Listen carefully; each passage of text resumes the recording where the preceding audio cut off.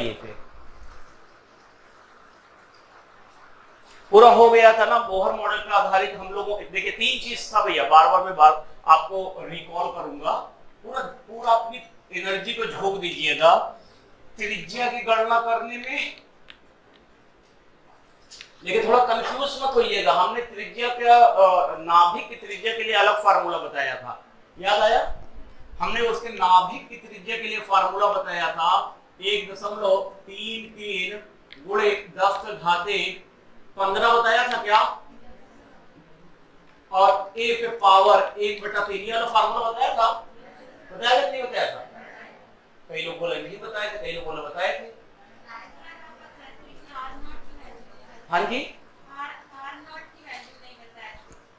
चलिए are not की value आज के बाद याद रखिएगा। यही चीज को अगर हाइड्रोजन का केस ले लेंगे तो देखो 10⁻15 आएगा, क्योंकि माइनस में बताया गया तो नाभिक की त्रिज्या लगभग 10⁻15 होती है।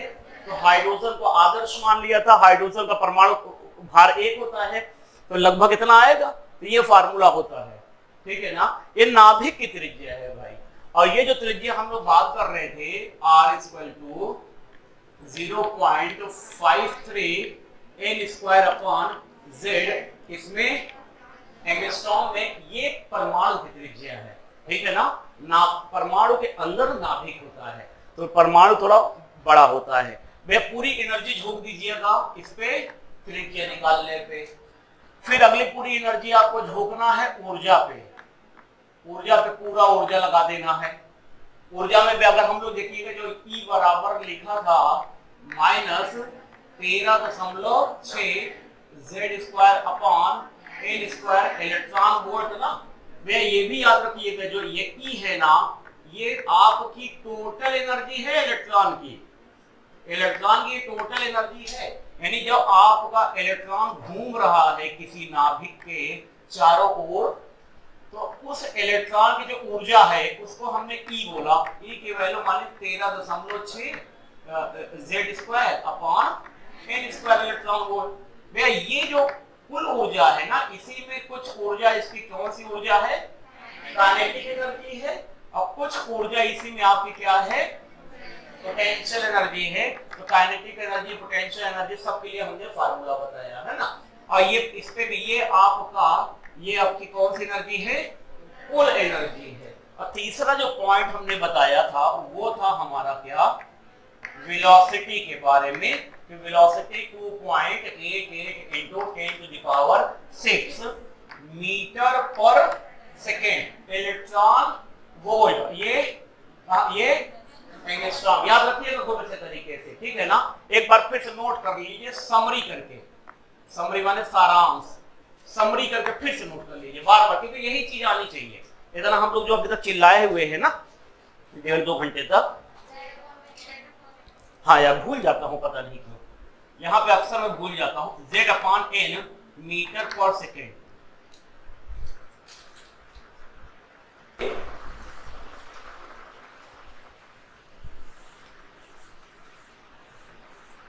तो देखिए फिर से रदरफोर्ड की अगर कमियों की बात करें तो रदरफोर्ड के 3 कमियां हमने आपको बताया था। एक कमियां तो और भी थी, हमने 3 को हाईलाइट किया हुआ था। क्यों? क्योंकि 3 ही कमियों को दूर करके हमारे बोहर बहुत बड़े साइंटिस्ट बन गए थे। तो बोहर ने 2 कमियों को दूर कर दिया। पहली कमी जो आपके थे कि इलेक्ट्रॉन घूमते घूमते नाभिक में गिर जाता है, वो तो गलत हो गया। इन्होंने बोला नहीं, इलेक्ट्रॉन निश्चित कक्षा में घूमता रहता है। पहली चीज क्लियर हो गई। दूसरा यह था कि इलेक्ट्रॉन का जो वितरण था उसकी व्याख्या नहीं कर पाए थे रदरफोर्ड, इन्होंने व्याख्या कर दिया। कई कोष बता दिया ना, कोष वाइज इलेक्ट्रॉन का वितरण होता है, 2 बता दिया। तीसरा पॉइंट था रदरफोर्ड में कि स्पेक्ट्रम की व्याख्या नहीं किया था ना। तो भैया बोहर मॉडल स्पेक्ट्रम की भी व्याख्या करता है। तो अब आ जाते हैं, डायरेक्ट मैं हेडिंग डालता हूं स्पेक्ट्रम। तो अच्छे से पढ़िएगा भाई, थोड़ा ध्यान देके, काफी एंटरटेनिंग बना दूंगा, टेंशन मत लीजिए, आसान हो जाएगा अगर ध्यान देते रहोगे तो। पहला सवाल, अगर आपसे कोई पूछ ले कि what is the spectrum, spectrum क्या होता है, तो आप बोल दीजिएगा रंगों के समूह को स्पेक्ट्रम कहते हैं। कहीं पे भी एक से ज्यादा अगर रंग रहेंगे, कलर रहेगा, तो उसे हम लोग क्या बोलेंगे? इस पर जैसे हम लोगों का पूरा जो शर्ट का या कपड़े का जो कलर है कैसा है? स्पेक्ट्रम में है ना, कलरफुल नहीं बोलेंगे, स्पेक्ट्रम में बोलेंगे, अगर साइंटिफिक लैंग्वेज में बोलेंगे तो आप यहाँ पे स्पेक्ट्रम को बोल सकते हो कि रंगों के समूह को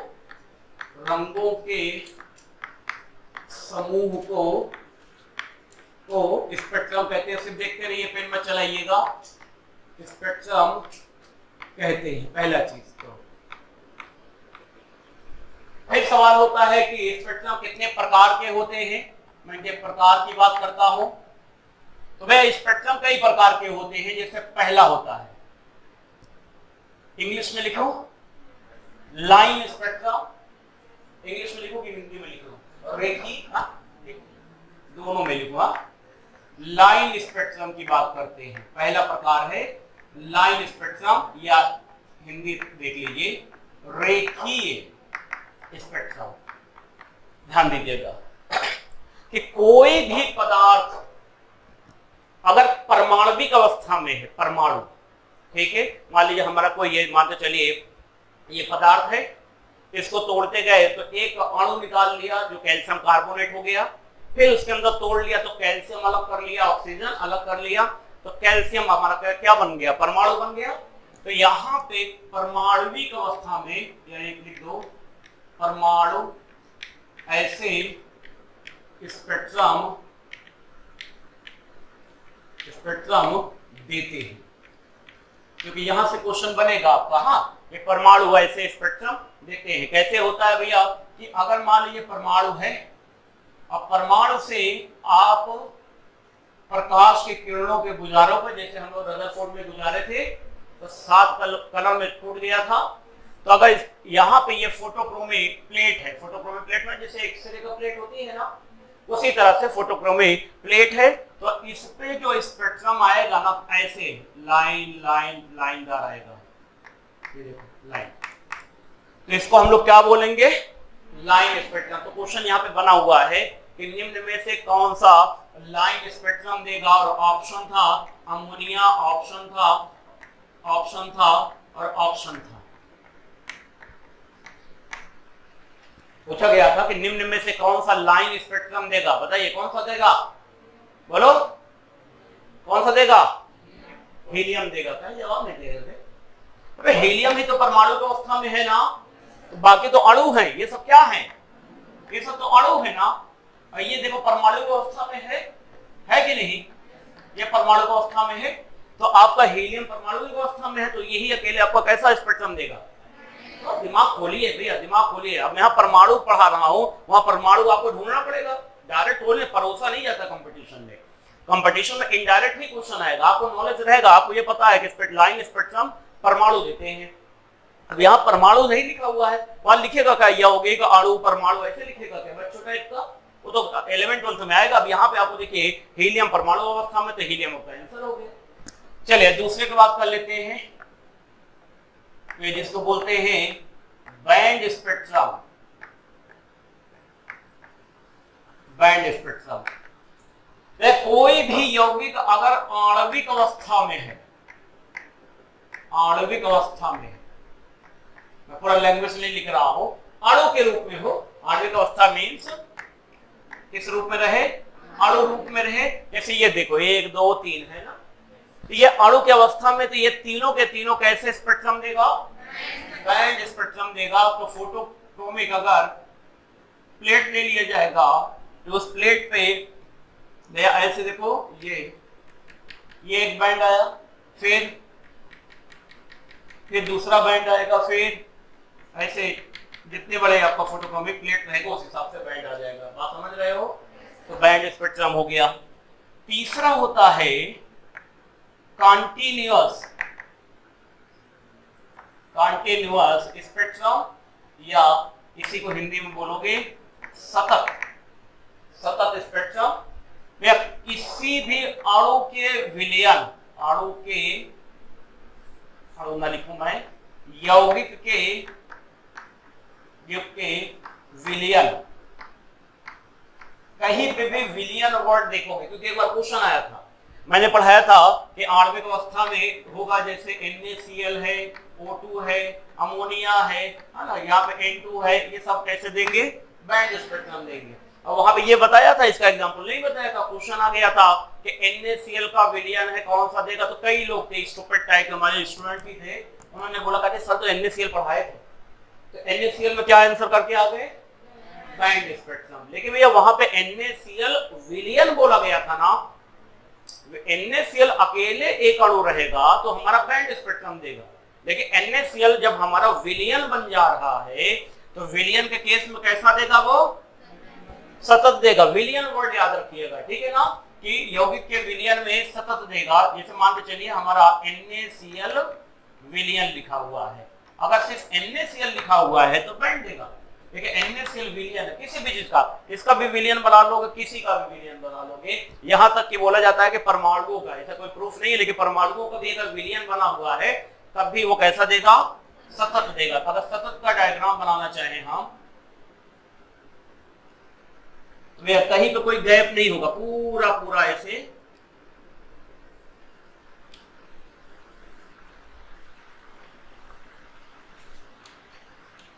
बोलो भाई, समझ में आ रहा है, पूरा का पूरा आपका ब्लैक हो जाएगा, कहीं पे कोई भी पार्टीशन अलगाव नहीं रहेगा, पूरा कंटिन्यूअस बन जाएगा। ये देखो कंटिन्यूअस स्पेक्ट्रम।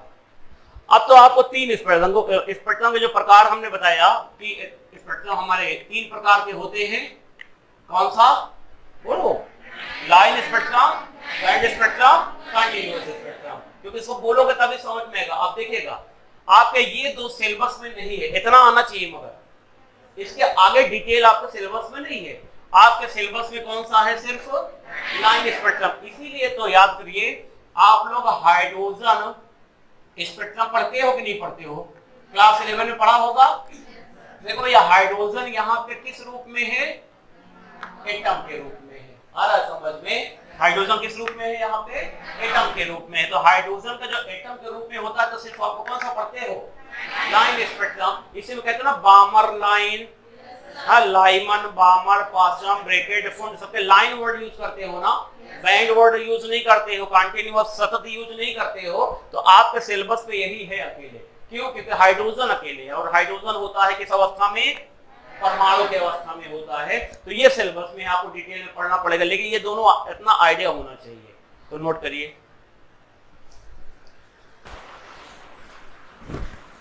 भैया एक और कैटेगरी है इनके प्रकार के लिए, उसकी भी बात कर लेता हूं। देखो भाई फिर से ध्यान देना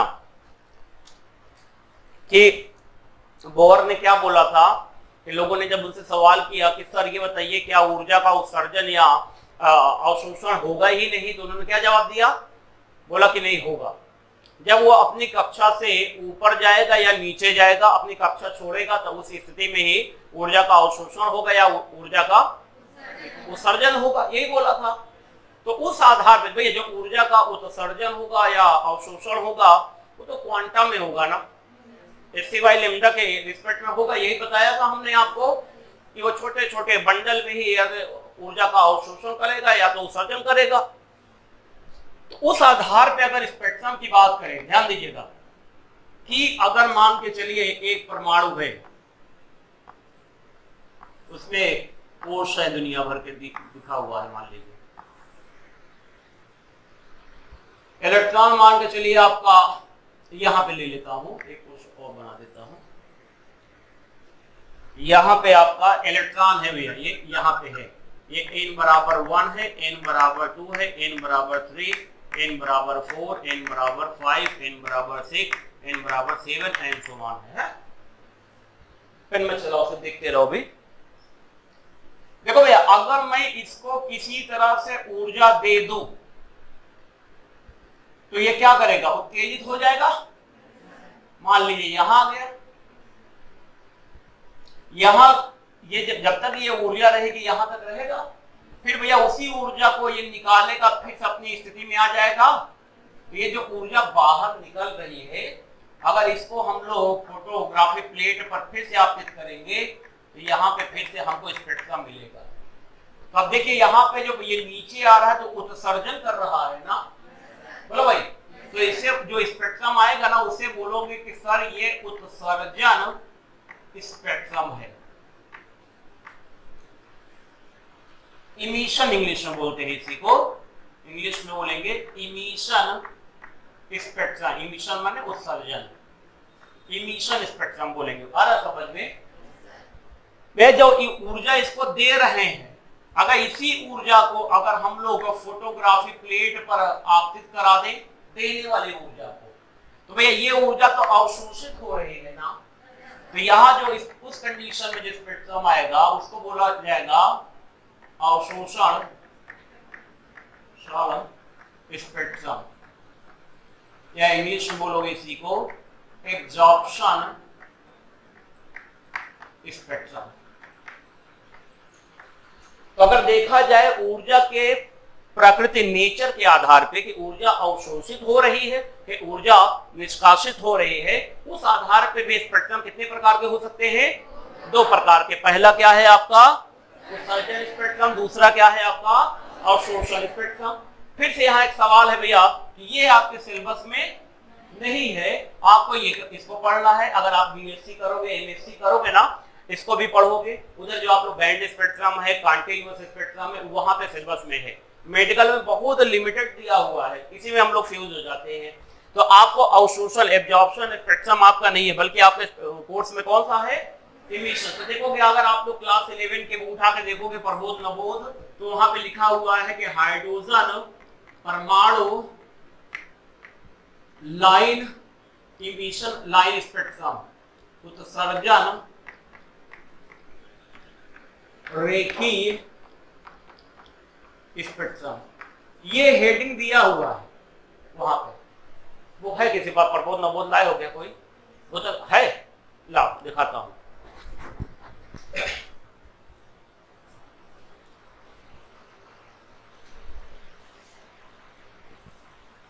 पास करो तो सब पढ़े हो। एक्चुअली में क्या है ना, आप लोग बस वहां पे क्या हुआ कि पढ़ाने का नजरिया नहीं था। नहीं तो मैं, जैसे हम लोगों के यहाँ फाउंडेशन कोर्स चलता है, तो हम लोग यहाँ पे ना भैया 11 12 में ही पूरे सब, ये देखो जो हमने कल से पढ़ाया आपको,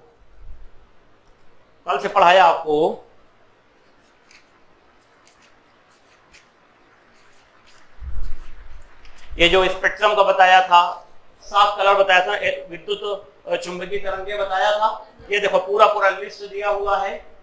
तो आप लोगों को बहुत हाई फाई नहीं पढ़ना है, जो आपके बुक में ही दिया हुआ है आप उतना ही पढ़ लोगे। देखो ये रदरफोर्ड का मॉडल की कमियां दिखाया हुआ है, गोला घूमते घूमते अंत में नाभिक में गिर जा रहा है। हाँ, यहाँ पे दिया हुआ है पूरा, बहुत नहीं, बस 11th की अगर 11 12 ही पढ़ लोगे। देखो भाई यहाँ पे साफ साफ लिखा हुआ है, आपको दिख नहीं रहा होगा लेकिन मैं बता देता हूँ। स्पेक्ट्रम लिखा हुआ है, स्पेक्ट्रम के प्रकार लिखा हुआ है, इमिशन स्पेक्ट्रम लिखा है, उत्सर्जन स्पेक्ट्रम लिखा हुआ है, ये साफ साफ प्रबोध है, क्लास 11 की किताब से बता रहा हूँ। बस आपने पढ़ा नहीं है, दिक्कत वही हो गया है कि आपने सिर्फ पढ़ाई नहीं किया है। ये देखिए साफ साफ लिखा है स्पेक्ट्रम के प्रकार। स्पेक्ट्रम शब्द का बहुवचन को स्पेक्ट्रा कहते हैं। स्पेक्ट्रा 2 प्रकार के होते हैं, पहला लिखा उत्सर्जन स्पेक्ट्रम है, दूसरा लिखा हुआ है अवशोषण स्पेक्ट्रम। उत्सर्जन स्पेक्ट्रम में किसी पदार्थ के ऊर्जा अवशोषण के बाद उत्सर्जित विकिरण या अवशोषित कर लिया और उत्सर्जित विकिरण उससे प्राप्त जो होता है स्पेक्ट्रम, उसको बोलते हैं उत्सर्जन स्पेक्ट्रम बोलते हैं। फिर यहाँ पे देखिएगा कि उत्सर्जन स्पेक्ट्रम के जो प्रकार है, जो हमने 3 प्रकार बताया है, भैया जाहिर सी बात है ये सिलेबस में है। उधर आपके लाइन स्पेक्ट्रम सिलेबस में है, तो उत्सर्जन के 3 प्रकार हमने बताया। ये देखो साफ साफ लिखा, पूरा प्रबोध नवबोध में दिया कोई, ये देखो सतत दिया हुआ है, यहाँ सिस्टमेटिक नहीं दिया है, सतत है। फिर रेखी दिया हुआ है, फिर आपका बैंड स्पेक्ट्रम इसमें नहीं दिया हुआ है, 1 और 2 ही दिया हुआ। कोई बात नहीं, बैंड हमने बता दिया आपको। हाइड्रोजन परमाणु का उत्सर्जन स्पेक्ट्रम, ये देखो हेडिंग दिया हुआ है, emission spectrum of hydrogen atom. तो पूरा आपको बहुत हाई फाई नहीं होता है। अगर यही किताब अगर आपको A to Z, इसी किताब की चीजें अगर आपको दिमाग में बैठ गई ना भैया, तब भी आपका नीट निकल जाएगा। बहुत अलग से किताब, मैं किताब इसलिए नहीं बोल रहा हूँ कि लीजिए ऑब्जेक्टिव किताब लीजिए, क्योंकि क्या है यहाँ थ्योरी है, तो थ्योरी तो मैं पढ़ा ही रहा हूँ आपको, कॉन्सेप्ट बताऊंगा आपको, सारी चीजों को मैं समझाते जाऊंगा, तो डायरेक्ट आप क्वेश्चन सॉल्व करो। इसलिए मैं इसको रिकमेंड नहीं कर रहा हूँ। लेकिन अगर आपके पास है तो मुझे लगता है कि इसको भी पढ़ लेना चाहिए, क्योंकि 11 12 के आप लोग 2 साल पढ़े हो इसको, बहुत अच्छे अच्छा दिया हुआ है भैया, बहुत अच्छी किताब है प्रबोध नवोध जो भी आपके पास है, इसका कोई तोड़ नहीं है। एनसीईआरटी बच्चा है इसके सामने, लेकिन लोग एनसीईआरटी पगलाए रहते हैं। क्योंकि एनसीईआरटी में क्या होता है, एनसीईआरटी का लैंग्वेज ही जो उनमें भाषा इस्तेमाल किया गया है ना, उस भाषा में ही यहाँ पे क्वेश्चन आ जाते हैं। तो अगर एनसीईआरटी नई किताब आप पे नहीं थोपना चाह रहा हो, आपके पास जो किताब है उसी से पढ़िए, पूरा चीज दिया हुआ है, उससे पढ़ते जाओगे। जो नहीं दिया है हम अलग से बता दे रहे हैं। तो आप देख रहे सिलेबस में कौन सा है, उत्सर्जन स्पेक्ट्रम में इसी का हमने 3 प्रकार बताया भैया, लाइन स्पेक्ट्रम, इसी का बैंड स्पेक्ट्रम और इसी का ही कंटीन्यूअस स्पेक्ट्रम बता दिया है। क्लियर? अब इसी यही आपके सिलेबस में है, तो इसके लिए एक एग्जांपल लिया गया, और एग्जांपल है क्या, हाइड्रोजन स्पेक्ट्रम। ठीक है, तो इतना नोट कर लिए।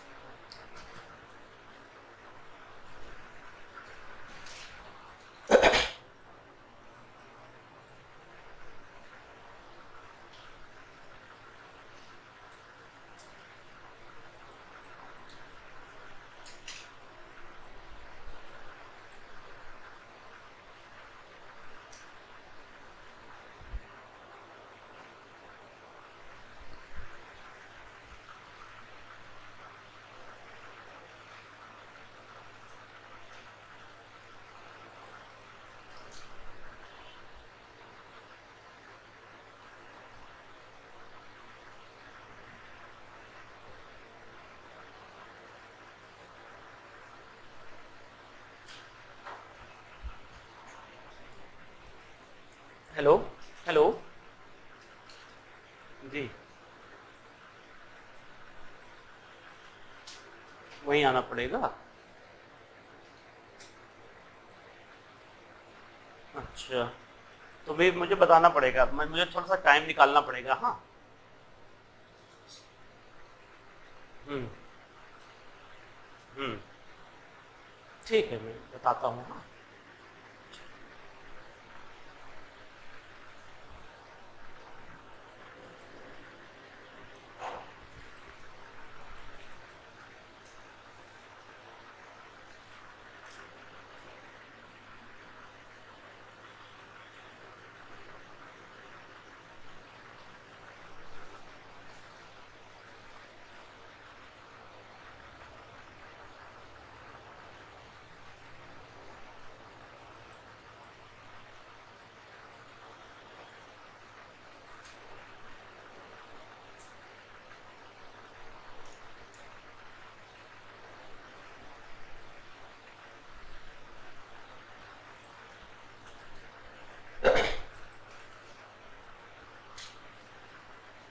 चले भाई आगे बढ़े।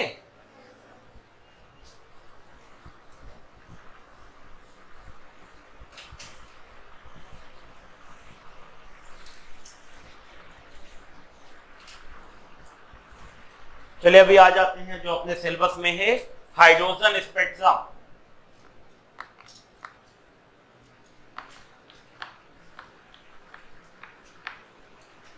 हाइड्रोजन स्पेक्ट्रम वे जैसे हाइड्रोजन स्पेक्ट्रम हमने आपको बोला या आपको कहीं पे लिखा हुआ मिलेगा, तो आप तुरंत समझ जाइएगा कि ये हाइड्रोजन परमाणु है, पहला इंफॉर्मेशन। दूसरा इंफॉर्मेशन है कि ये उत्सर्जन स्पेक्ट्रम होगा, क्योंकि किताब में लिखा रहेगा कि हाइड्रोजन उत्सर्जन स्पेक्ट्रम। मैं नहीं लिख रहा हूं, सिर्फ सिंपली क्या लिख दे रहा हूं, हाइड्रोजन। तो आपको 2 इंफॉर्मेशन ऑटोमेटिक पता होना चाहिए कि ये तो पहला चीज तो ये होगा आपका कैसा, रेखीय स्पेक्ट्रम है, और दूसरा है ये आपका कैसा, उत्सर्जन स्पेक्ट्रम है। क्लियर? चलिए बात को समझते हैं कि अगर मान लीजिए भैया हाइड्रोजन परमाणु है।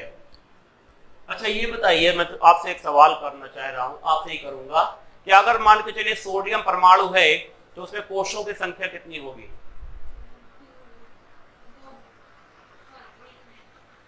अब 1 मिनट नहीं गया चांस, तुम बताओ सोडियम परमाणु में कोषों की संख्या कितनी होगी? हाँ, 7 होगी। ये डब्बा है क्या, कितना होगी? 3 होगी। कितना भैया बोलो आप लोग उधर से? 3 होगी। अगर मान के चलिए हमारे पास कैल्शियम है तो कितने कोषों की संख्या होगी? आधा समझ क्या जवाब दे रहे हैं ये लोग? 2 8 1 2 8 1 3 ही हुआ ना? ये 7 बता रही है लड़की और ये 2 बता रही है। क्या कर रही है? मैग्नीशियम अगर बोला गया तो 3 हो गया, 2 8 2 3 ही कोष हुआ। तो ये जो आप बता रहे हो ना, ये गलत इंफॉर्मेशन है, आपको गलत पढ़ाया ही गया है और हम लोग गलत पढ़ाते भी हैं और गलत लिखा भी रहता है। दरअसल क्या होता है कि आज के बाद याद रखिएगा, किसी भी परमाणु में जो कोषों की संख्या होती है वो अनंत होती है। कितना होती है? अनंत होती है, उसकी कोई गिनती नहीं है।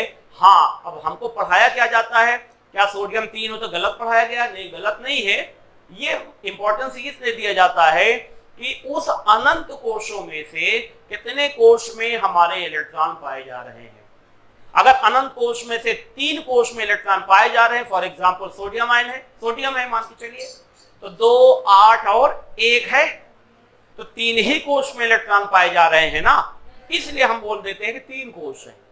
मान लीजिए कैल्शियम है तो कैल्शियम में 2 8 8 और 2, तो 4 ही कोष में इलेक्ट्रॉन पाए जा रहे हैं, तो हमने बोल दिया कि 4 कोष होते हैं। लेकिन नहीं भैया, गलत इंफॉर्मेशन है। किसी भी परमाणु में, किसी भी परमाणु की बात कर रहा हूं, वहां पे कोषों की संख्या क्या याद रखोगे आज के बाद?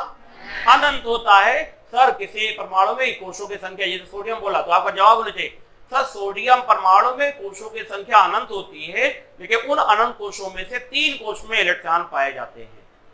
बात समझ रहे हो? क्योंकि अगर भैया अगर ऐसे ही होता जैसा आप बताना चाह रहे हो, तो हाइड्रोजन का अगर एक परमाणु है तो हाइड्रोजन के परमाणु में ये कोष हो गया और यहीं पे इलेक्ट्रॉन होना चाहिए था, बस है। लेकिन नहीं, अभी आप देखो यहाँ पे और भी कोष बना हुआ है, ये किताब में भी बना होता है, ये ऐसे, ये ऐसे, ऐसे, और कहां तक? अनंत है। ये कोष कहां से बन गए फिर? और अगर ये कोष नहीं होते तो स्पेक्ट्रम कैसे पढ़ते? आप नहीं पढ़ पाते। तो देखिएगा, ये परमाणु है किसका? हाइड्रोजन परमाणु है, हाइड्रोजन एटम है।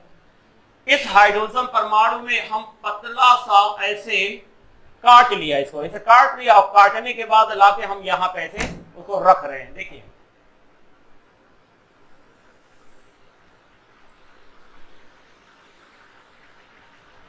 समझते जाइएगा, मैं डायरेक्ट पढ़ाने लगता तो आपको समझ में नहीं आता। हाँ, आप लाइन लाइन बना लेते हो तो समझ नहीं पाती एक्चुअल में ये आया कहां से है। तो आप ये परमाणु है, परमाणु कितने इलेक्ट्रॉन हाइड्रोजन में? 1 होता है। हमने एक पतला सा काटा, काटने के बाद यहाँ रख दिया, तो भैया ये देखो जहां पे इलेक्ट्रॉन था ये प्रथम कोष हो गया, देखो ये प्रथम कोष हो गया। फिर इसके बाद ये सेकंड कोष होगा, ये देखो हमने सेकंड कोष बना दिया। फिर हमने इसके बाद थर्ड कोष बना दिया, फिर फोर्थ बना दिया ऐसे ही।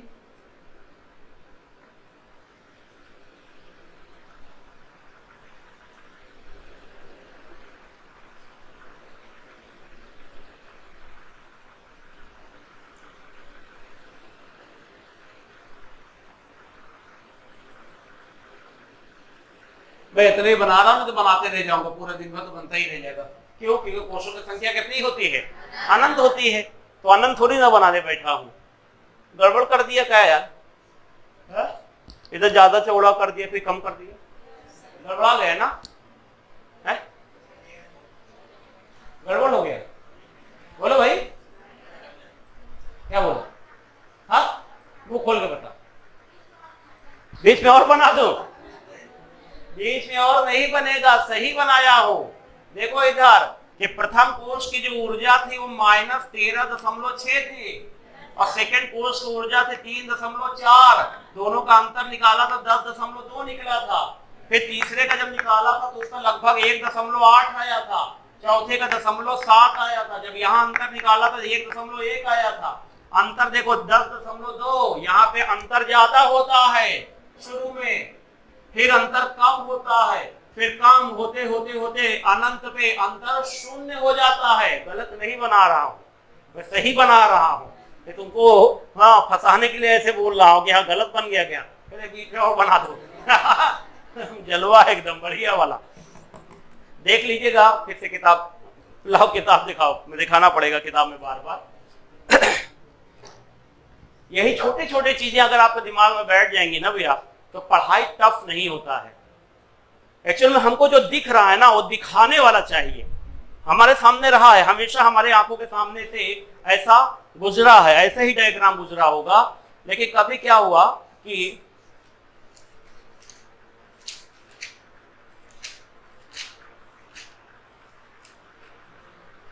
कभी दिखाने वाला नहीं। ये प्रबोध है, क्लास 11 की आपकी बुक है ना। अगर आपको दिख रहा हो तो देखिएगा यहाँ पे गैप इतना है, फिर गैप थोड़ा कम हुआ, फिर कम हुआ, कम, ये देखो अंत में गैप एकदम नजदीक हो जा रहा है। देखो, तो कभी सवाल नहीं किया, अरे यार शुरू में तो चौड़ा चौड़ा बनाई, आखिरी में कम क्यों बना दे रहे हैं। ये सवाल तो करना चाहिए था आपको, अपने टीचर से या अपने आप से करना चाहिए था, तो आपको जवाब मिलता। जवाब ये मिलता कि प्रथम कोश की ऊर्जा -13.6 है, सेकेंड कोश की ऊर्जा -3.4 है, दोनों का अंतर 10.2 आया था।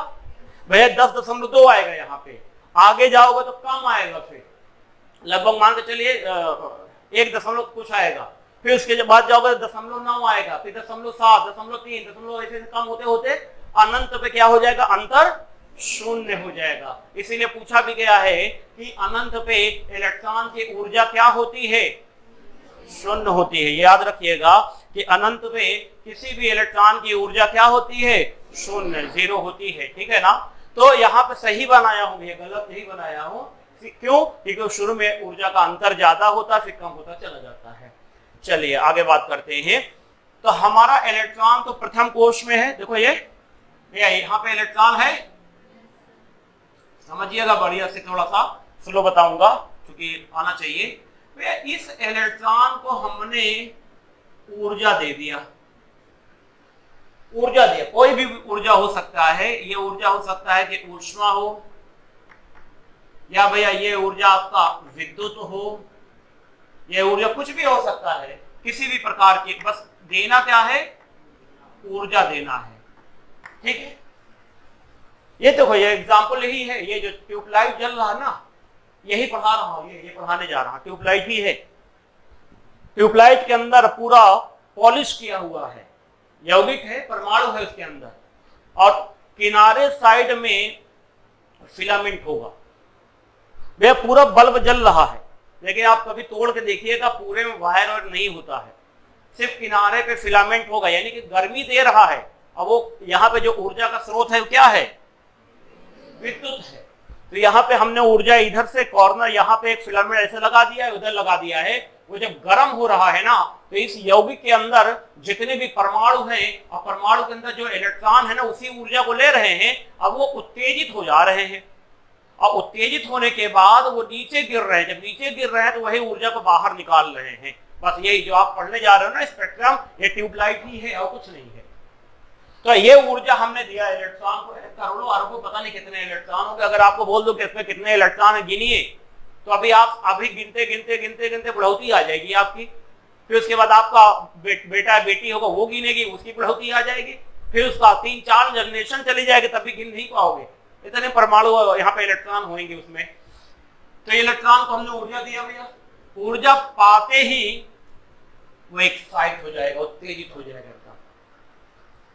भैया यहाँ पे हम कितनी ऊर्जा दे रहे हैं उस पर निर्भर करेगा। मान लीजिए हमने जो ऊर्जा दिया वो एक्साइट हो गया, और एक्साइट होने के बाद चूंकि इतना ही कोश बनाया हुआ हो, यहाँ पे देखो n बराबर 1 है, n बराबर 2, n माने कोशों की संख्या भैया।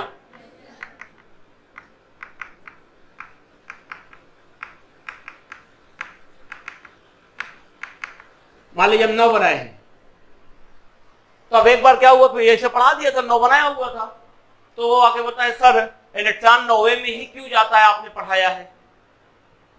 मैं क्या जवाब दूं, भाई 9 बनाया था, 9 में गया था। भाई ऐसा नहीं कि 9 ही में जाएगा, कि अब इमरान सर बोल दिए 9 में, तो 9 में ही जाएगा, ऐसा नहीं है। अब वही तक हाथ पहुंच रहा है, कंफर्टेबल लग रहा है, तो हमने 9 बनाया। और 10, 12, 15 हजार, 2000, लाख, 2 लाख भी बना सकता हूँ, लेकिन हमारे पास 9 तक हमको कंफर्टेबल लग रहा है, हमने 9 बनाया है। जरूरी नहीं कि 9वें में जाएगा भैया, ये भी याद रखिएगा। ठीक है। चलो भाई यहाँ पे इलेक्ट्रॉन उत्तेजित होके आ गया, मान लिया हमने थोड़ी सी ऊर्जा दिया, इस ऊर्जा को अवशोषित किया इलेक्ट्रॉन और उत्तेजित होकर n बराबर 90 कक्षा में आ गया। वे इलेक्ट्रॉन यहाँ रुकता नहीं है, यहाँ पे सिर्फ इतना समझ लो 10 पे घाते -8 सेकंड तक रुकता है, बहुत थोड़े समय के लिए। इसको ऐसे इमेजिन करो, हमने एक बॉल को लिया, बॉल को हमने इसे उछाल दिया ऊपर, भैया वो जाता रहेगा, फिर आखिरी में एक ऐसा पॉइंट आएगा जो दी हुई ऊर्जा खत्म, वहां से फिर से नीचे आएगा ना। अगर आप स्लो मोशन से कैमरे से देखोगे तो आप बहुत स्लो कर दो कि एक सेकंड को आप 1 मिनट बना दो, तो आप जब उछालोगे तो वो तो जाएगा, लेकिन एक वक्त जहां से वो वापस नहीं आना है, आपको लगेगा वहीं टंगा हुआ है। भाई 1 सेकंड के लिए मान लो वहां रुकेगा तो वो तो 1 मिनट बना दिया ना, तो 1 मिनट तो वहीं रुका रह जाएगा, वो तो लगेगा कि आपको रुका हुआ है। ऐसे ही इमेजिन करो यहाँ पे कि इलेक्ट्रॉन यहाँ से उत्तेजित हुआ और ऊपर गए, ऊपर जाने के बाद वहां कितना सेकंड के लिए रुकेगा, मैंने 8 सेकंड, बहुत कम वक्त के लिए। भैया अब वहां से जब वो ऊर्जा लिया था उसको निकालेगा तो कई स्थिति है, देखो भैया यहां से हो सकता है कि वो डायरेक्ट प्रथम कोश में जिसमें गया था जहां से उसी में वापस आ जाए, या ऐसा हो सकता है कि 9वें से 8वें में आए और 8वें से फिर से प्रथम में आ जाए। देखते रहना, हो सकता है कि 9वें से 7वें में आए और 7वें से फिर से किस में आ जाए, प्रथम में आ जाए। भैया 9वें से 6वें में आए और 6वें से फिर से प्रथम में आ जाए। इसी तरह से वो कहीं से भी आए लेकिन आए कहां पे, प्रथम में ही आ जाए भाई, यानी जहां से गया था वहीं पे वापस आ जाए। ये तो आप जानते हो कि ऊर्जा को ना तो उत्पन्न किया जा सकता है ना तो नाश किया जा सकता है, बल्कि एक रूप से परिवर्तित किया जा सकता है, यही फंडा है। तो आप यहाँ पे जो भी प्रकार की ऊर्जा दिया था, चाहे ऊष्मा ऊर्जा दिया या विद्युत ऊर्जा दिया या प्रकाश ऊर्जा दिया या मैकेनिकल या यांत्रिक ऊर्जा दिया, कोई भी ऊर्जा दिया, उस इलेक्ट्रॉन ने उत्तेजित हुआ, जब यहाँ नीचे आया ना भैया, तो यहाँ से जो ऊर्जा निकलेगी वो हमेशा याद रखिएगा वह विद्युत चुंबकीय तरंगों के रूप में ही निकलेगा। विद्युत चुंबकीय तरंगे पढ़ाया था ना, इलेक्ट्रोमैग्नेटिक वेव, हमेशा याद रखिएगा। ये देखो यहाँ से भी कौन से तरंगे हमको निकल रही हमारी तरफ आ रही है, प्रकाश है ना, दृश्य प्रकाश है, तो किस प्रकार के तरंगे हैं, विद्युत चुंबकीय तरंगे हैं। तो हमेशा ये फंडा है। वैसे ही क्यों होता है, कुछ चीजों का जवाब नहीं है भैया, कुछ चीजों का जवाब नहीं होता है। सवाल के सर हमारे पास 2 ही आंख क्यों है, तो इसका कोई जवाब नहीं है। हाँ, 2 आंख के फायदे बताया जा सकता है कि 2 आंख है तो क्या क्या फायदे हैं, कौन कौन से स्ट्रक्चर होता है, कि रेटिना होता है, ह्यूमर विट्रस ह्यूमर होता है, फिर एक्वस ह्यूमर होता है, बीच में लेंस टंगा होता है, सामने कार्निया होता है, पता है ना, है ना, बताए पड़ा हुआ होने पता है। तो हम इसके फायदे बता सकते हैं, इसके स्ट्रक्चर बता सकते हैं। कुछ फिनोमिना है उनके हम लोग नहीं बता सकते कि विद्युत चुंबकीय तरंगे ही क्यों निकालता है, नेचुरल फिनोमिना है, यहाँ से विद्युत चुंबकीय तरंगे निकलती है भैया। अब देखिएगा, ध्यान दीजिएगा फिर से कि अगर हो सकता है कि इलेक्ट्रॉन आपका उछल के 9वें में गए, वे 9वें से गिरे और सेकंड में आके ही रुक जाए, फर्स्ट में ना आए, सेकंड में ही आके रुक जाए, फर्स्ट में ना आए, सेकंड में आ जाए। ये देखो एकदम वैसे ही कहीं से भी गिरे लेकिन आए कहां पे, सेकंड में आए, सेकंड में आए। ये देखो यहाँ पे, यहां से भी जो तरंगे निकलेंगी वो भी कैसी होंगी, विद्युत चुंबकीय तरंगे होंगी। या यहां से गिरे थर्ड में ही रह जाए, यहां कहीं से भी गिरे लेकिन रहे कहां पे, थर्ड में ही रह जाए। ये देखो भैया थर्ड में रह जाए, यहां से भी जो तरंगे निकलेंगे वो कैसे होंगी, विद्युत चुंबकीय तरंगे।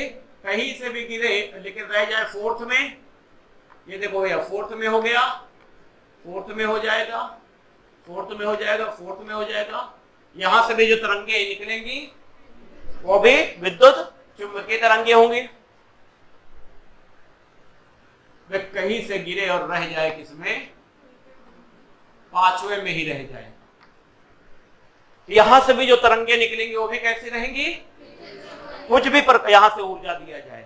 अब भैया जो विद्युत चुंबकीय तरंगे होती है, हमको बताया गया था कि गामा किरणें होती हैं, बताया था, गामा किरणें, दूसरा एक्सरे किरणें, तीसरा अल्ट्रावायलेट किरण, तीसरा, चौथा प्रकाश, पांचवा इंफ्रारेड, भूल गए, इंफ्रारेड, छठवां माइक्रोवेव, सातवां रेडियो वेव। इतना बताया था हमने कितनी तरंगे होती हैं। अब जो भी निकलेंगे इन्हीं तरंगों में से निकलेगा। तो भैया ये देखो, यहाँ जो एक लाइन बन के तैयार हुआ, सीरीज बन के तैयार हुआ, इसको बोला गया कि ये है हमारा लाइमन सीरीज है। तरंगे कहीं से भी गिरे और आए कहां पे, प्रथम में अगर आ जाए, प्रथम में अगर आ जाए तो कौन सा सीरीज होगा, लाइमन सीरीज होगा। और यहां से जो विद्युत चुंबकीय तरंगे निकलती हैं भैया, वो कौन सी होती हैं, अल्ट्रावायलेट होती है, यानी अल्ट्रावायलेट क्षेत्र में आती है। तो अल्ट्रावायलेट आपको बताया था ना विद्युत चुंबकीय तरंग है। भाई यहाँ पे जो सीरीज बन के तैयार होता है वो होता है बामर सीरीज। बामर सीरीज, यहां से भी विद्युत चुंबकीय तरंगे जो निकलती हैं वो दृश्य प्रकाश में होती है, दृश्य क्षेत्र में आती है, यानी दिखाई देती है यार। दृश्य में आपका प्रकाश कैसा था, विद्युत चुंबकीय तरंगे थी। भाई यहाँ पे आपका लाइमन बामर पास्टन सीरीज बनकर तैयार हो गया। यहां से जो विद्युत चुंबकीय तरंगे निकलती है वो कौन से रीजन में आती है, इंफ्रारेड रीजन में आएंगे भाई। अल्ट्रावायलेट दृश्य और फिर इंफ्रारेड रीजन में। और यहाँ पे लाइमन बामर पास्टन ब्रैकेट यहां से जो तरंगे निकलती है वो भी किसमें, और यहाँ पे एक और होती है कौन सा, फ्रंट। और यहां से भी जो तरंगे निकलते हैं वो भी कैसे, एक और होता है लेकिन नहीं बताऊंगा क्योंकि फालतू में एक्स्ट्रा पढ़ने से अच्छा है कि जो आपको सिलेबस में उतना ही पढ़िए। यहाँ पे एटीट्यूड नहीं दिखाना है ना कि ये भी होता वो भी होता, कोई मतलब नहीं है, इतने से ही काम हो जाएगा। तो कितना आसानी से हमने आपको बताया स्पेक्ट्रम, इससे ज्यादा आसान नहीं हो सकता। अगर आप भी नहीं समझ में आए तो कोई नहीं समझा पाएगा आपको, क्योंकि सब लोग थ्योरी टाइप का पढ़ाएंगे आपको, डायरेक्ट स्पेक्ट्रम बताएंगे, स्पेक्ट्रम का बनना तक को नहीं बताएंगे, ये कैसे बनाया गया। मैंने आपको बताया कि यहाँ से काट लिया इस इलेक्ट्रॉन को, यहाँ उत्तेजित के गिरा, प्रथम में आया तो लाइमन, सेकंड में आया तो बामर, थर्ड में आया तो पास्टन, फिफ्थ फोर्थ में आया तो ब्रैकेट और फिफ्थ में आया तो फुंड हो गया। बोलो भाई क्लियर हो रहा है।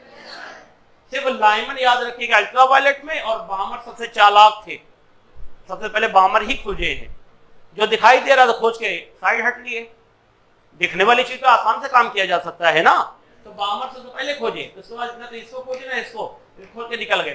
तो बामर सीरीज जो है आपका दृश्य प्रकाश में होता है, चालाक भी थे, दिखने वाली चीज खोज दिए। लाइमन अल्ट्रावायलेट, और बाकी जितना भी थे वो इंफ्रारेड, जो आपका विजुअल के बाद वाली थी। क्लियर, बनाइए जल्दी से इसको। आज जब पूरा दिया हुआ निकालना क्या है तो 3 बार देख लीजिए ना, तब क्वेश्चन सॉल्व करिए, देखिए एक बार में आ जाएगा। प्रॉब्लम ये होता है हम तुरंत सोचने लगते हैं कौन सा फार्मूला लगाए, नहीं यार जो जरूरत है उसको लगाओ ना। चलिए भाई आगे बात बढ़ाते हैं थोड़ा सा। ये चीज तो हो गया कि ऐसे ये स्पेक्ट्रम की खोज हो गई है ना, लाइमन बामर पास्टन ब्रैकेट फुंड। फिर इसमें क्या हुआ कि जो बामर थे कि भैया सारी की सारी जो तरंगे निकल रही हैं वो कैसी हैं, वो विद्युत चुंबकीय तरंगे हैं। तो भैया कोई भी तरंग होगा तो उसका तो एक तरंगदैर्घ्य भी होना चाहिए। वह तरंगदैर्घ्य के लिए बामर ने एक फार्मूला दिया। क्यों, बामर देखो दृश्य प्रकाश में खोज दिया, इनको टाइम भी मिल गया, तो इन्होंने एक फार्मूला दिया कि अगर जो तरंगे बाहर निकल रही है, ये भी इसमें दिया हुआ है, ऐसा नहीं है कुछ भी नया नहीं बता रहा हूं, सब इसी में है। ये देखो ये फार्मूला दिया हुआ है, सब कुछ इसी का है। तो बामर ने एक फार्मूला दिया कि इन तरंगों का जो तरंगदैर्घ्य होगा, चाहे अल्ट्रावायलेट होगा, चाहे आपका दृश्य प्रकाश होगा या इंफ्रारेड होगा, इनके तरंगदैर्घ्य निकालने के लिए एक formula 1/λ r z square bracket में 1/n1 square minus 1/n2 square, ये फार्मूला है सब के लिए। तो खटखटा रहा है क्या? अरे वाह बहुत बढ़िया। देखो भाई ये किसी भी परमाणु के लिए है, लेकिन अगर यही ये आपका R होता है रिडबर्ग नियतांक है, नाम सुना होगा। अब याद कैसे रखोगे, 103 678 सेंटीमीटर इनवर्स,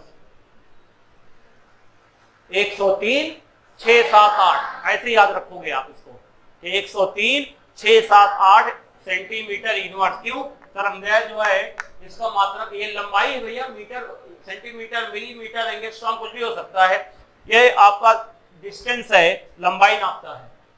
तो देखो ये इसका व्युत्क्रमानुपाती है ना, तो 103 6 7 8 सेंटीमीटर इनवर्स हो जाएगा। मात्रक याद, ये याद रहेगा मात्रक के साथ में। वे जो Z है वो है परमाणु क्रमांक, परमाणु क्रमांक है N1, तथा जो N2 है वह ये है कोषों की संख्या। जो कोष है, कोषों की संख्या है कि कौन से कोष में कौन सा जा रहा है। जैसे देखो यहाँ लाइमन में है तो प्रथम कोष है ना, तो N1 क्या बन जाएगा, 1 बन जाएगा ना, 1 स्क्वायर। और N2 जहां से आ रहा है, हमारे में 9वें से आ रहा है, 9 होगा, आप में 15वां हो सकता है, 20वां हो सकता है, 25वां हो सकता है। और ये आपका तरंगदैर्घ्य तो है ही है, बोलो भाई, तरंगदैर्घ्य है। देखिए अब इसी को देखो मॉडिफाई कर दे रहा हूं। अगर यही फार्मूले को अगर आपसे बोल दिया जाए कि बताइए लाइमन के लिए क्या होगा, तो मैं लिखूंगा कि 1/λ इक्वल टू हो जाएगा R, Z गायब हो जाएगा। गायब क्यों होगा? क्योंकि बोलोगे सर हाइड्रोजन के लिए Z का मान 1 होता है, बोलो भाई। yes, तो आपका Z का मान तो 1 हो जाएगा, गायब कर दिया। लाइमन किसके लिए है भैया? हाइड्रोजन स्पेक्ट्रम के लिए है। और यहाँ पे N1 क्या बन जाएगा? अरे देखो ना कहाँ आ रहा है, -1/n² हो जाएगा कि नहीं होगा, बोलो। अगर इसी को मैं बामर के लिए फार्मूला बना दूं कि बामर के लिए क्या बनेगा, तो कहोगे 1/λR 1/2² 1/n² होगा। अगर यही लाइमन बामर पास्टन के लिए बात कर दो, बोलोगे सर 1/λ R हो जाएगा 1/3² n²। ये देखो ना भैया तीसरे में आ रहा है। इसी तरह लाइमन बामर पास्टन ब्रैकेट की बात कर लेते हैं, तो ब्रैकेट की अगर बात करेंगे तो बोलोगे सर 1/λR 1/4² n²। और इसी तरह से फंड की अगर बात कर लेंगे तो 1/λ R 5² 1/n²। आ रहा समझ में ना? तो आप ये फार्मूला याद रखिएगा, लाइमन बामर पास्टन ब्रैकेट में कौन से कोष में आके खत्म हो रहा है वो याद रखेंगे, तो आपको उसके लिए स्पेशल फार्मूला मिलके तैयार हो जाएगा। क्लियर हो रही बातें? वे यही 1/λ जो होता है ना, यही होता है तरंगों की संख्या। इसी को तरंगों की संख्या भी बोलते हैं, म्यू बार बोल देते हैं। तो ये तरंगों की संख्या बराबर 1/λ याद रखिएगा। कभी भी अगर होगा कि तरंगों की संख्या बराबर 1/λ, ये भी होता है। तो अगर आपसे कभी पूछ लिया जाए बताइए तरंगों की संख्या क्या होगी, तो आप इसी फार्मूले को यूज करोगे, लेकिन वहां पे 1/λ की जगह पे क्या लिख दोगे, तरंगों की संख्या। नोट कर लीजिए इसको भी।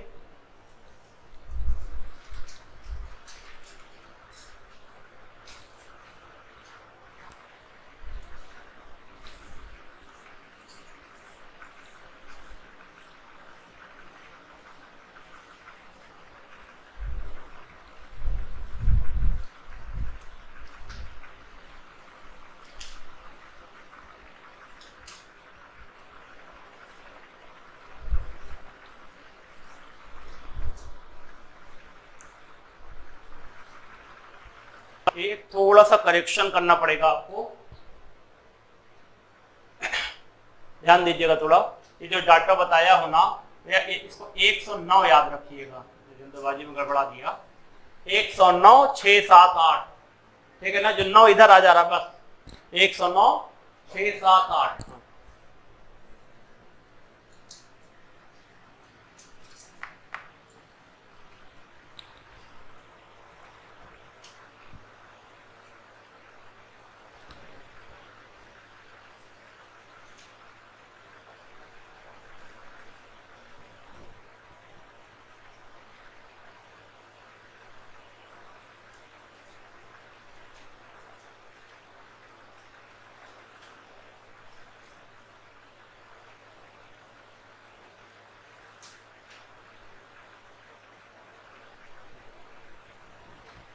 चलिए आगे बढ़े। चलो देखो अब क्वेश्चन थोड़ा थोड़ा कराता हूं। अगर आपसे बोल दिया जाए कि लाइमन सीरीज के लिए तरंगदैर्घ्य अधिकतम तथा तरंगदैर्घ्य न्यूनतम का मान क्या होगा। ये क्लास 11 का क्वेश्चन है कि भैया लाइमन श्रेणी के लिए बोला जा रहा है कि लेमडा मैक्स और लेमडा मिनिमम क्या होगा। आर के पद में बताइएगा, आर की वैल्यू मत रखिएगा। चलिए निकालिए तो आप लोग पहले। एक क्लास 11 का है क्वेश्चन, आप नहीं कर पाओगे तो हम बताएंगे।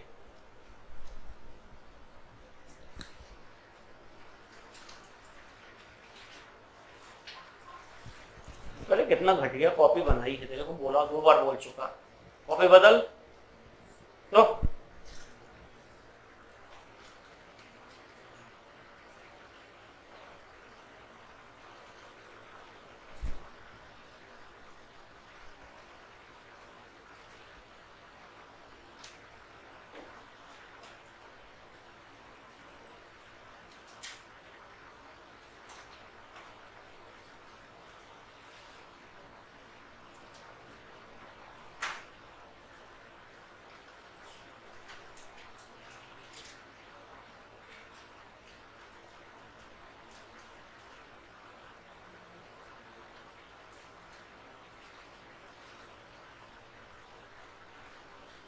जल्दी बताओ भैया, नहीं तो हम बताते हैं।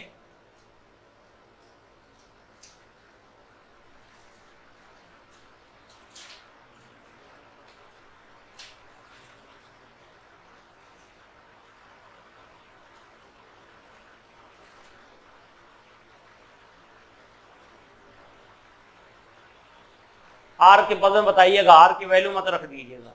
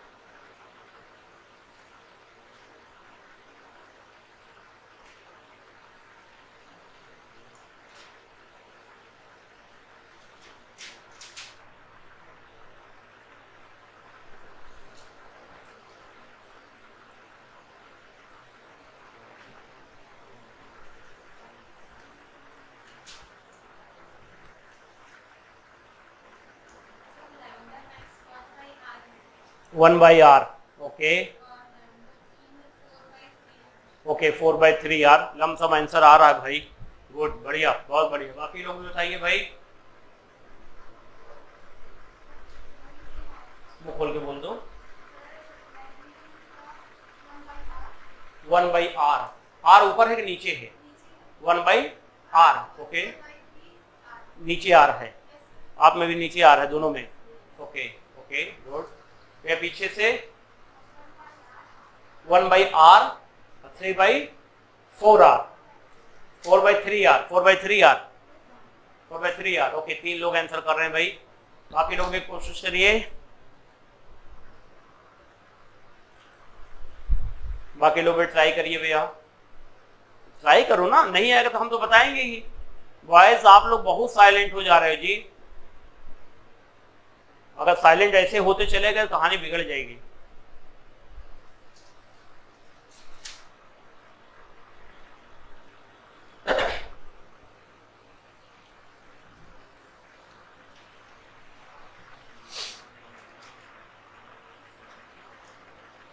चलिए ध्यान दीजिए, नहीं हो पाएगा, नहीं हो पाएगा। हंस रहा है नालायक, हाँ शर्म आनी चाहिए तो हंस रहा है। देखो अगर ध्यान दो, मैं थोड़ा सा एक कॉन्सेप्ट बता रहा हूं।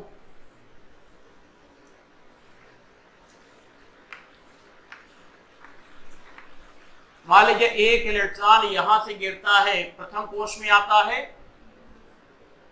और वही मान के इलेक्ट्रॉन यहां से गिरता है, प्रथम कोश में आता है।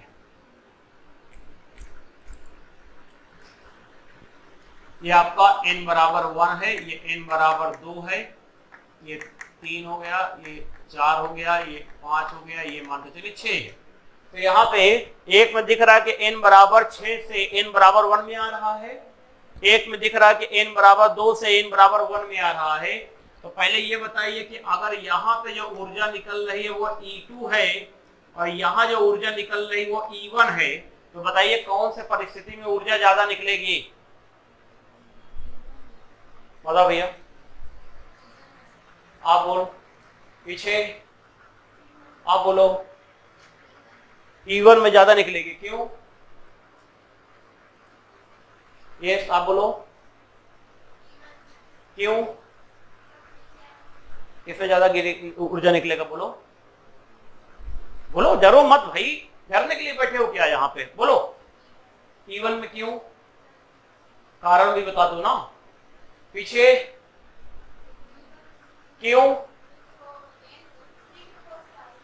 हाँ जी, तो उससे क्या हो गया? ज्यादा ऊर्जा यहां से निकलेगा।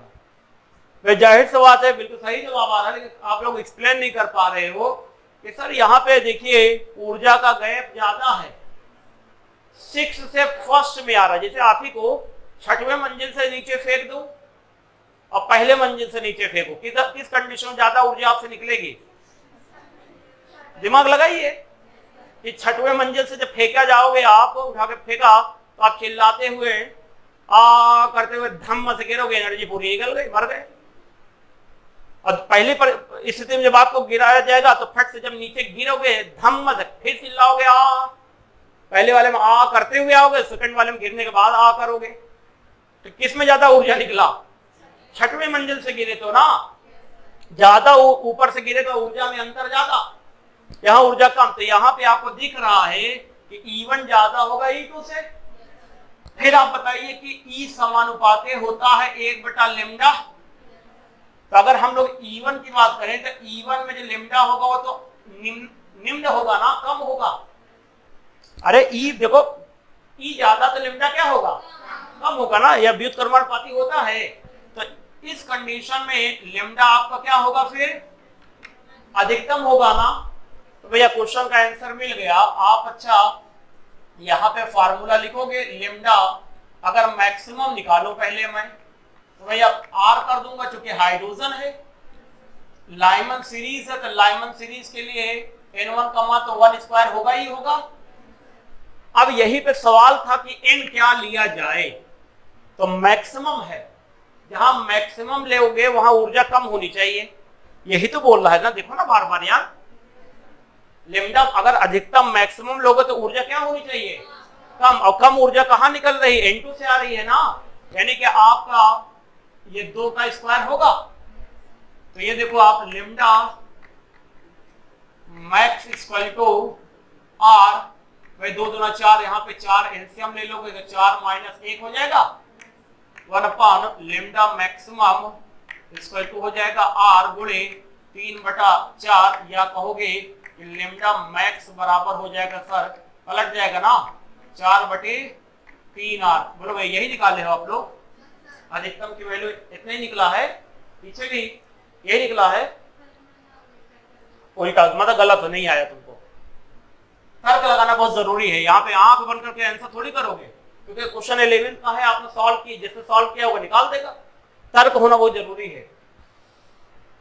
बस आप ऊर्जा से निकालिएगा, डायरेक्ट मत निकालिएगा, डायरेक्ट नहीं निकाल पाओगे, आप डायरेक्ट में फंस जाओगे। आप बस गैप देखिएगा, λ अधिकतम पूछ रहा है, यही ऊर्जा कम होना चाहिए, और ऊर्जा कम यानी कम गैप लेना है मुझे।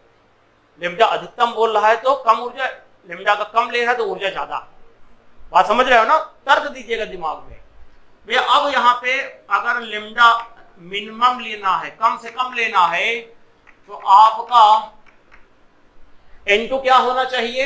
यहाँ पे नहीं, हम तो यहाँ पे क्वेश्चन में तो λ कुछ बोला ही नहीं गया है ना, वो कोशों की संख्या तो बोला ही नहीं गया है।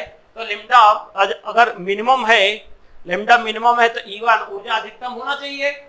तो कहां से गिरे? अनंत से बोल दो ना कि सर हमको नहीं पता है, वो अनंत से मान के चलते हैं। तो यहां देखिएगा कि लेमडा मिनिमम बराबर आर हो जाएगा, पूरा 1 बन जाएगा, या लेमडा मिनिमम बराबर हो जाएगा 1/r हो जाएगा। ये आंसर मिल गया भैया आपका। पहले हो रही बातें, नोट करें।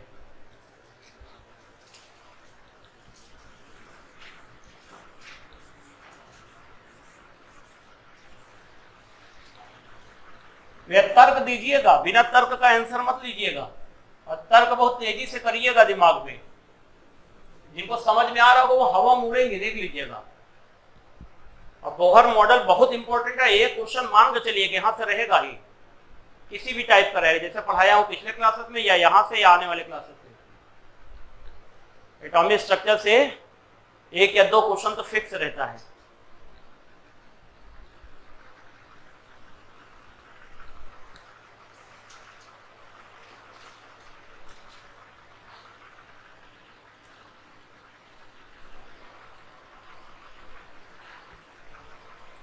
चले भाई आगे बढ़े। हाँ जी, चलो एक क्वेश्चन और करते हैं।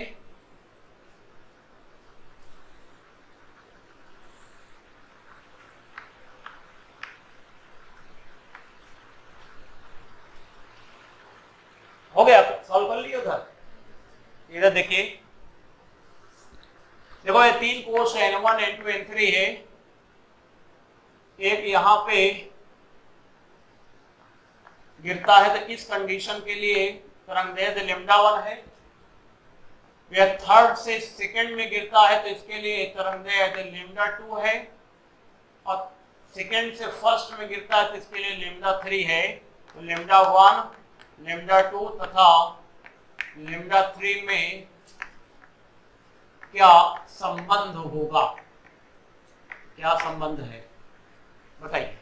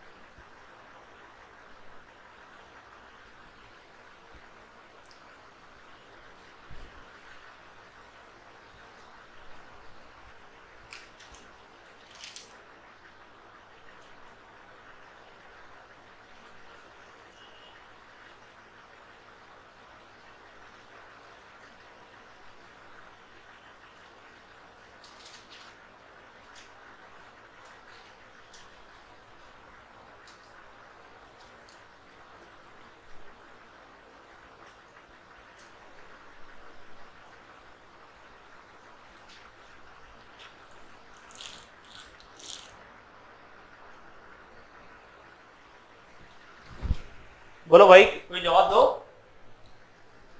कितना टाइम ले रहे, कॉन्सेप्ट पकड़ो,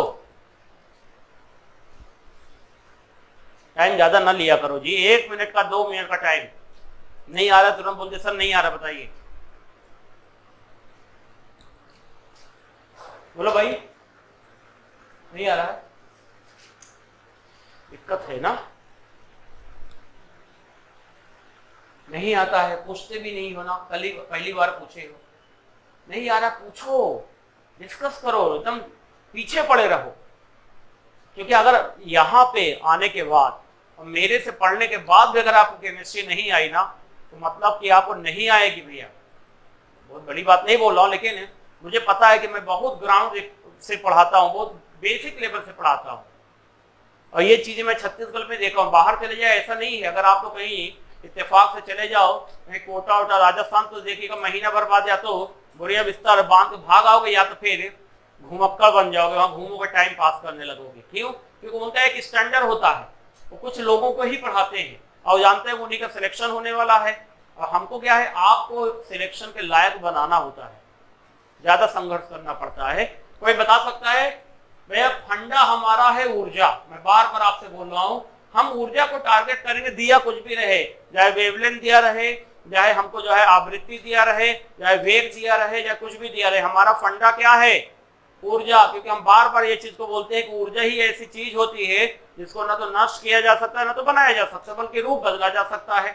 तो अगर यहाँ पे इस क्वेश्चन में देखोगे तो यहाँ पे तीसरे से पहले में जो आ रहा है, वहां जो ऊर्जा निकल रही होगी वो आपका तीसरे से दूसरे में जो निकल रही होगी ऊर्जा, और जो दूसरे से पहले में निकल रही होगी ऊर्जा, ये ऊर्जा संरक्षण का नियम होता है भाई। यहाँ अलग अलग, यहाँ पे अलग अलग, यहाँ पे कुल, तो ऊर्जा का यही रिलेशन होगा। अगर इसको मैं मान के चलता हूं, एक मिनट, E1 माने हो ना, E1 मान लो, तो इस कंडीशन में E1 होगा, इस कंडीशन में E2 होगा, इस कंडीशन में E3 मान लीजिए। ऐसे इसको हम लोग इसको हम लोग E1 मान लेते हैं, इसको E2 मान लेते हैं, इसको E3 मान लेते हैं। बोलो भाई।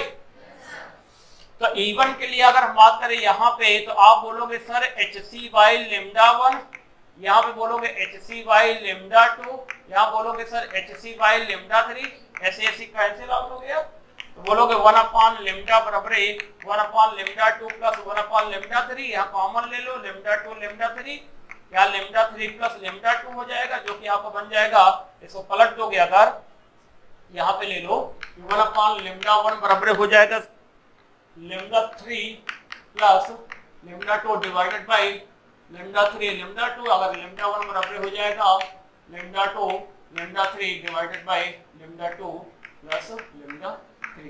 ये रिलेशन बनके तैयार हो गया, आंसर आ गया। देख लो, एकदम आसान क्वेश्चन है, एकदम आसान है। हम ऊर्जा को टारगेट करेंगे बस। हमारा ऊर्जा ही एक ऐसा चीज होता है जिसको ना तो नष्ट किया जा सकता है, ना तो उत्पन्न किया जा सकता है, बस रूप बदला जा सकता है। तो एक पद में जो जब वो गिर रहा है ऊपर से नीचे की ओर, उसमें जो ऊर्जा निकलेगी भाई, वो अलग अलग पदों में जो गिरेगा तब भी जो ऊर्जा निकलेगी ना, सब बराबर होगा। बात समझ में आ रही है? बोलो भाई।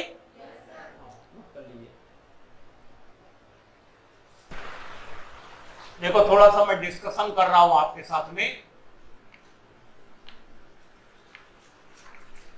वो छोटी छोटी चीजें हैं जो आपको समझना पड़ेगा। देखो भाई, अगर मान के चलिए कि आपके पास, मैं अब समान दूरी बना दे रहा हूं, पढ़ाना था ना, पढ़ा दिया हूं भी।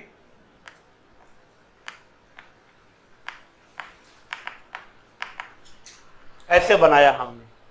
तो अगर मान के चलिए ये A है, B है, C, D और E, ये जो लाइन है उनका नाम रख दिया हूं A B C D E करके। हाँ, तो पहला चीज, तो पहला क्वेश्चन, तो आप ये बताइए इसमें आरंभिक स्टार्टिंग वाला लाइन कौन सा है, A है कि E है? बोलो भाई। तो अगर आपको इनिशियल, इंग्लिश में वर्ड बोला जाता है, इनिशियल माने आरंभिक, या स्टार्टिंग माने आरंभिक, या कह सकते हो कि आरंभिक, देख लेना हिंदी थोड़ा गड़बड़ा जाती है कभी कभी, आरंभिक या प्रारंभिक या फर्स्ट लाइन, फर्स्ट लाइन, कुछ भी नाम हो सकता है, कुछ भी नाम, मार्जिनल लाइन भी बोल सकते हैं इसको, जो है स्टार्टिंग लाइन बोल सकते हैं इसको, इनिशियल लाइन बोल सकते हैं, आरंभिक लाइन, प्रारंभिक लाइन या फर्स्ट लाइन बोल सकते हैं। तो आपने बोला कि कौन सी लाइन है, याद रखिएगा आज के बाद कौन सी होगी, ई हो, है ना, उल्टा याद रखिएगा। ये आरंभिक लाइन इसको माना जाता है, ये पहली लाइन है, ये दूसरी लाइन है, तीसरी है, चौथी है, पांचवी है। क्लियर होने बातें? तो अगर यही पे दूसरा चीज बोल दिया जाए कि नहीं, लास्ट लाइन बता दीजिए, लास्ट लाइन, या इसी को बोल दिया जाता है marginal line, marginal line, marginal line बोल दिया जाए, या अंतिम लाइन बोल दिया जाए, अंतिम लाइन बोल दिया जाए, तो भैया कौन सा बनेगा फिर, ए बनेगा। समझ में आ रहा है ना? यहाँ पे आपका एक नाम भी दिया गया है, इस प्रथम लाइन को बोला जाता है अल्फा लाइन, इसको बोला जाता है बीटा लाइन, इसको बोला जाता है गामा लाइन। 3 तक का नाम याद रखोगे एटलीस्ट, क्योंकि यही पे 3 तक का ही क्वेश्चन बनता है। अब अगला क्वेश्चन, यहाँ पे देखो भैया, अगर आपसे बोला जाए तरंगों की संख्या, तो तरंगों की संख्या मतलब है कि जो तरंग निकल रही है, विद्युत चुंबकीय तरंग की बात कर रहे हैं, विद्युत चुंबकीय तरंगों की संख्या पूछ रहा है। तो हमने फार्मूला बताया कि तरंगों की संख्या बराबर 1/λ।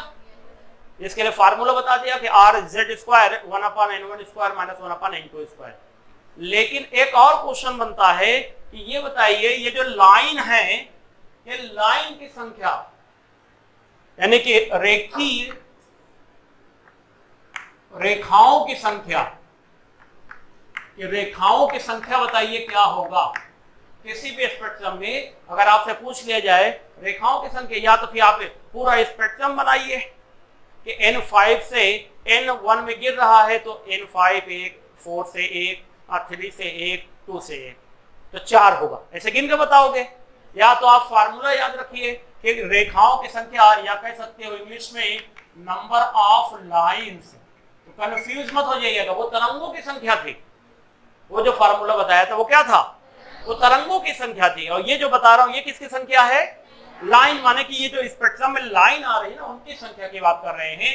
तो इसके लिए फार्मूला याद रखिए कि जहां से गिर रहा है n2 और जहां पे गिर के आ रहा है n1, एक ब्रैकेट में, दूसरे में n2 माइनस n1 प्लस 1 और सबका डिवाइडेड बाई 2। अगर मान के चलिए भैया n1 मान के चलिए, कंडीशन है, ऐसा मत याद रखिएगा, याद इसी को रखिएगा। देखिए कंडीशन है, मान के चलिए कंडीशन क्या है कि लाइमन है। तो लाइमन के लिए भैया अगर मान के चलिए n1 बराबर क्या हो जाएगा, 1 हो जाएगा ना।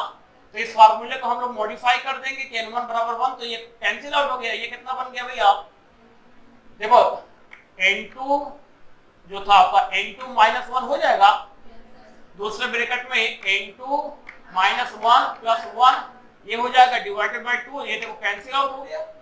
तो ये देखो n माइनस 1 हो जाएगा और मल्टीप्लाइड बाय n कर दीजिएगा, डिवाइडेड बाय 2 कर दीजिएगा, ये फार्मूला बन जाएगा।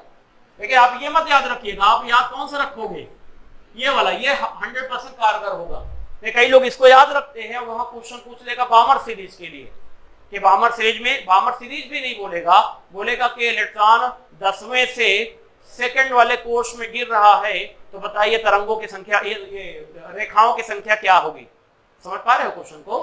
तो भैया n से भले कि 10वें से गिर रहा है 2 में, तब ये नहीं लगेगा फार्मूला, तब यही वाला फार्मूला लगेगा। ये 10 हो जाएगा, ये क्या हो जाएगा, 2 हो जाएगा, ये 10 हो जाएगा, ये 2 हो जाएगा। पूरा हल कर लीजिएगा, डिवाइड कर दीजिएगा 2 से, आपको लाइन की संख्या निकल आएगा। पहले इसको नोट कर लीजिए, एक आध क्वेश्चन इस पे भी करवा देता हूं। अब एक क्वेश्चन करिए भैया, इसमें बहुत ज्यादा डिटेल में मैं समझा दूंगा, फिर सेशन का एंड कर दूंगा। आपका स्पेक्ट्रम एकदम रेडी हो जाना चाहिए, अप टू डेट। इसमें से कोई भी क्वेश्चन कभी भी आए तो एक भी क्वेश्चन नहीं छूटना चाहिए भाई। मैंने एक एक पॉइंट को बहुत ज्यादा हाईलाइट करके बताया, पूरा 2 घंटा ले लिया हूं, तो आपको क्वेश्चन छूटना भी नहीं चाहिए। नेक्स्ट टाइम क्वेश्चन लिखिए, हाइड्रोजन परमाणु में इलेक्ट्रॉन 7वें कक्षा से प्रथम कक्षा में, 7वें कक्षा से प्रथम कक्षा में कई पदों में आता है, कई पदों में आता है, तो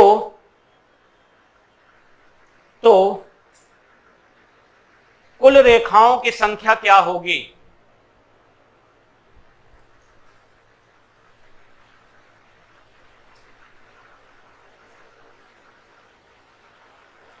कुल रेखाओं की संख्या क्या होगी,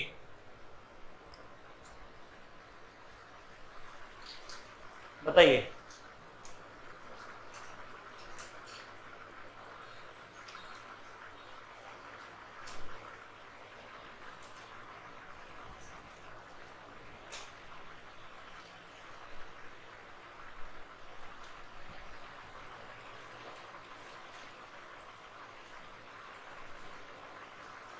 बोलो रे, क्या कर रहे हो तुम, गुड़ा भाग नहीं कर पा रहे हो क्या, हट मंद बुद्धि। हाँ 21 ना, 21 हो गया। तो सिंपल सा क्वेश्चन कर क्या रहे हो तुम लोग, हाँ तो मंद बुद्धि हो दम।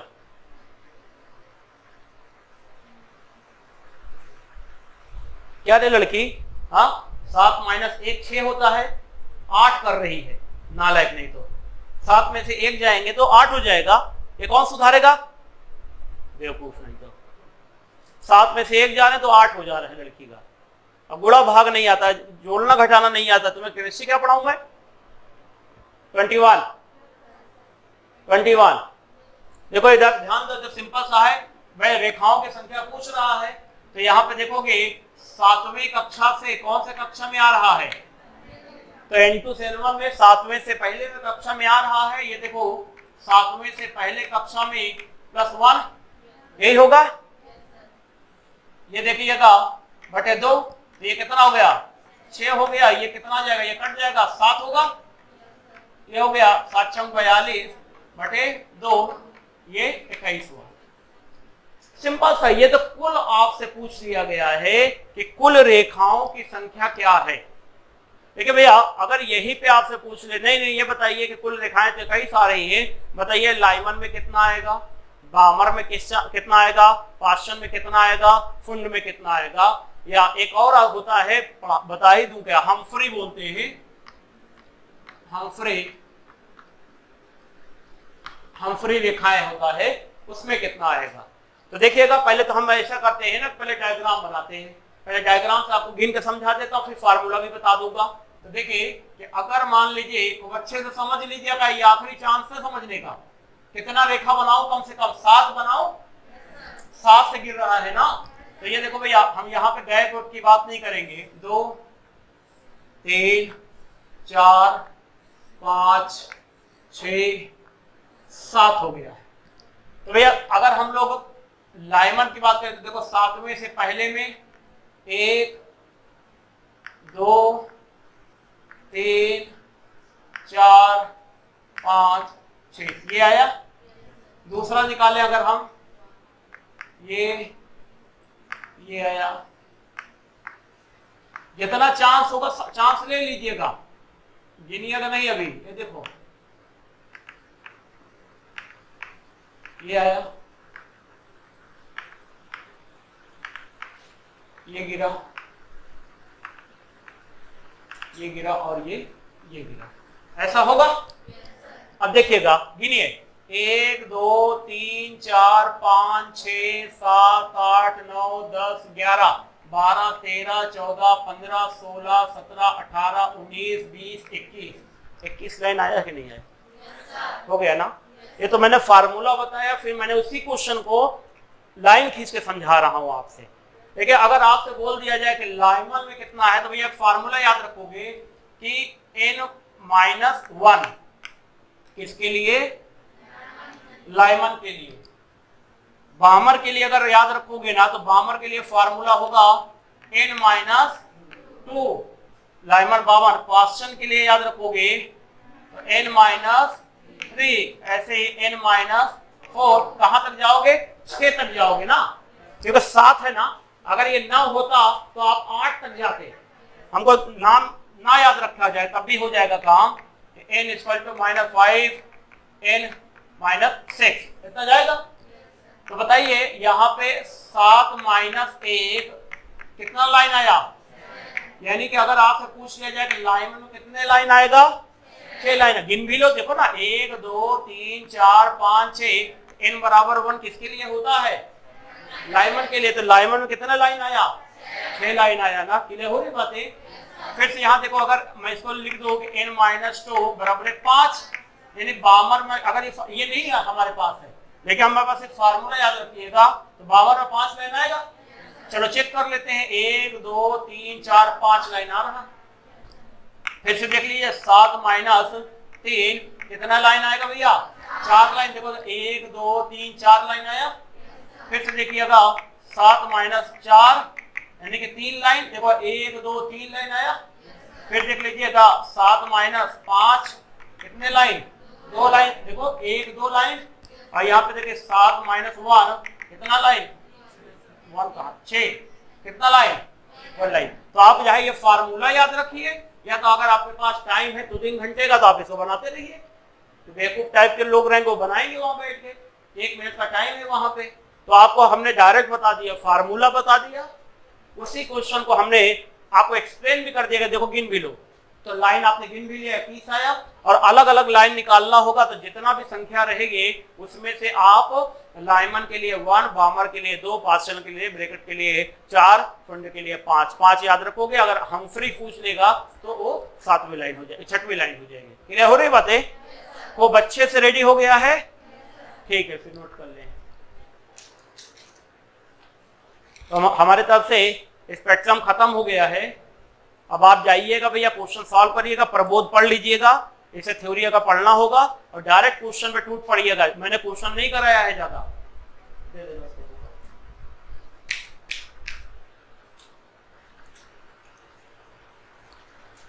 बहुत अच्छा टॉपिक था बोहर मॉडल। तो देख रहे हो यहाँ स्पेक्ट्रम की भी व्याख्या कर डाला उन्होंने, लेकिन अभी भी कुछ ना कुछ कमियां रह गई हैं, क्योंकि आप देख रहे हो बार बार ये कहीं ना कहीं हाइड्रोजन के परमाणु के लिए है ना, तो यही कमी रह जाएगी कि हाइड्रोजन परमाणु या हाइड्रोजन जैसे आयन की व्याख्या तो करता है, लेकिन जिसमें एक से ज्यादा आपके इलेक्ट्रॉन होंगे तो उनकी व्याख्या नहीं कर पाता, कंडीशन हो जाएगा।